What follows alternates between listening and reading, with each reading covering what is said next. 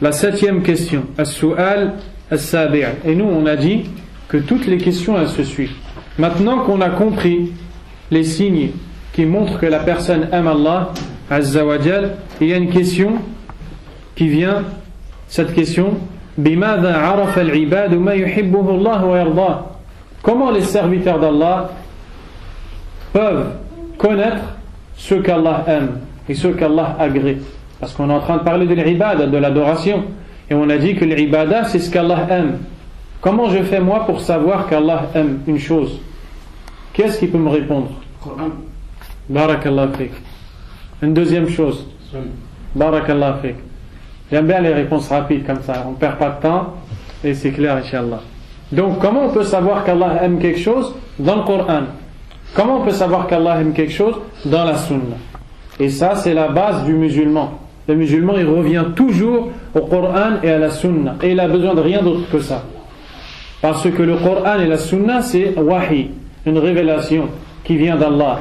Il n'y a pas quelqu'un qui sait plus qu'Allah. Allah a dit dans le verset wa fawqa kulli dhi ilmin alim. Et au-dessus de chaque savant, il y a quelqu'un de plus savant encore. Et Allah, il est au-dessus de tous les savants. Donc, quand tu veux savoir quelque chose, tu reviens à Allah, celui qui est au-dessus de tous les savants, le créateur des savants. Subhanahu wa ta'ala. Al-jawab, la réponse, arafuhu bi irsalillahi ta'ala ar-rusul wa inzalihi al-kutub amiran bima yuhibbuhu Allah wa yardah nahiyan amma yakrahuhu wa ya'bah. وبذلك قامت عليهم حجته الدامغة وظهرت حكمته البالغة.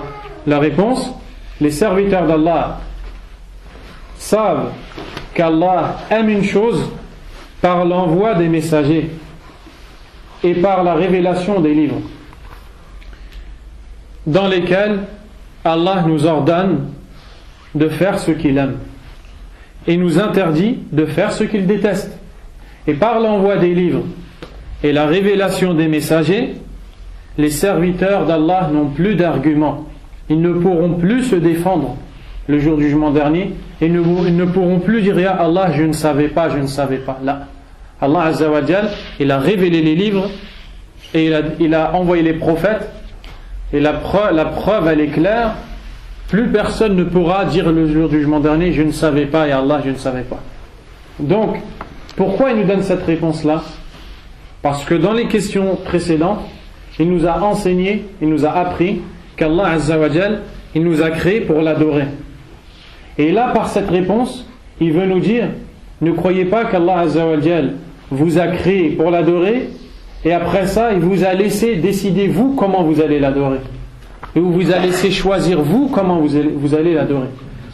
Yarhamukallah. Allah Azza wa Jal, il nous a pas لم يكلنا إلى أنفسنا ولم يكل أمر العبادة إلينا لم يجعله إلينا بل أرسل الرسول وأنزل الكتب حتى يعلمنا كيف نعبده عز وجل.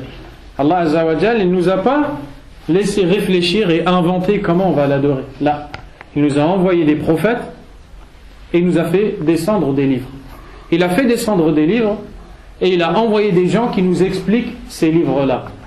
Et le dernier des livres c'est le Coran, et le dernier des prophètes c'est Muhammad sallallahu alayhi wa sallam. Donc, pour savoir quand est-ce qu'Allah aime une chose ou quand est-ce qu'Allah n'aime pas une chose, tu dois regarder dans le dernier livre qui est le Coran et dans le dernier prophète, dans la sunna du dernier prophète qui est Muhammad sallallahu alayhi wa sallam. Après ça, il n'y a plus d'arguments, tu ne peux plus te défendre yawm al-qiyamah. الدليل على ذلك قال الله تعالى رسلا مبشرين ومنذرين لئلا يكون للناس على الله حجة بعد الرسل. Allah a dit dans le verset de Surat An-Nisa 165, Allah a dit dans ce verset, des prophètes, des messagers que nous avons rendus annonciateurs et avertisseurs, c'est-à-dire يبشرون الناس بالجنة إذا هم أطاعوا الله وينذرون الناس عن النار يخوفونهم من النار إذا هم عصوا الله عز وجل. Les prophètes annoncent la bonne nouvelle aux gens qu'ils entreront au paradis s'ils obéissent à Allah, et ils avertissent les gens en les mettant en garde contre le feu de l'enfer s'ils désobéissent à Allah subhanahu wa ta'ala. Puis dans la suite du verset, Allah a dit afin que les gens n'aient plus d'arguments après l'envoi des messagers.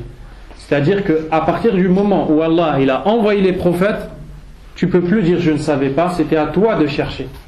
C'était à toi d'ouvrir le Coran et de chercher ce qui est halal et ce qui est haram.